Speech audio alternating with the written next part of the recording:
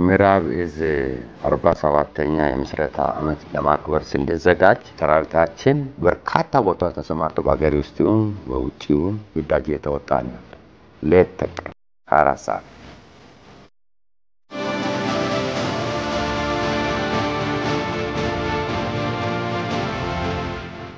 የምስረታ በዓልና ክብር ያስገደደን ምዕራብ እዝን ተጋድሎ ለተተኪው ትውልድ ሰንዶ ማስቀመጥ እንደ ዱላ ቅብብል አንዱ ካንዱ ነው የሚቀጥለው። ሀገር ትቀጥላለች። በየጊዜው አዲስ ኃይል ይመጣል። ነባር ኃይል አለ በውስጣችን ያዝነው። ነባር ኃይሉም ከነበረው ዕውቀት ይዙ ምን እንደሚመስል ይዙ ምን ታሪክ እንዳለው የበለጠ ግንዛቤ እንዲኖረው፣ አዲስ የሚመጣው ደግሞ የነበረው የይዙ ጥንካሬ ምን እንደሚመስል ወደ ቤቱ ነው የመጣው። ቤቱ ሲመጣ ቤቱ ምን እንደነበረው ምን ታሪክ እንዳሳለፈ እንዲያውቅ እኔን እንዲያስቀጥል የሚታዩ ጥረቶችን በውስጣችን ካለን እነሱን እንዲያርም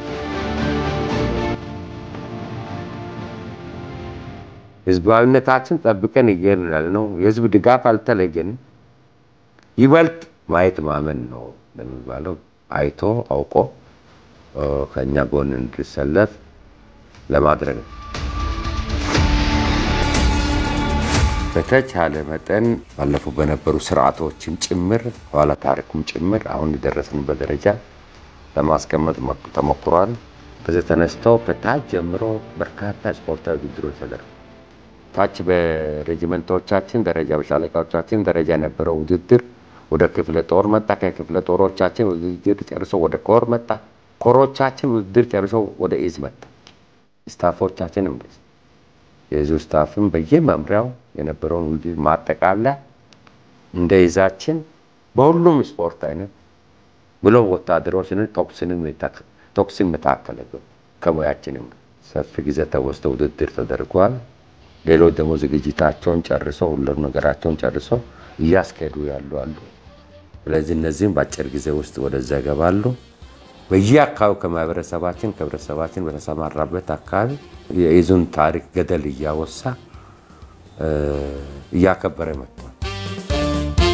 የምዕራቡ ጀንበር ስናከብር ብቻችን አይደለም።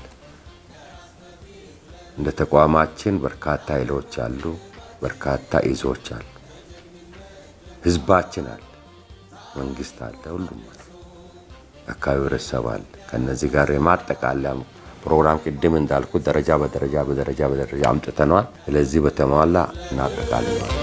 ለአገር ነው ግባችን በጀግንነት ድንኳን ለመላ ምዕራብ እዝ ለትንታጎቹ የሰራዊት አመራር አባላት እንዲሁም ሲቪል ሰራተኞች እንኳን ለ47ኛው የኢዛችን የምስረታ ቀን በሰላም አደረሳችሁ አደረሰን ማለት ነው።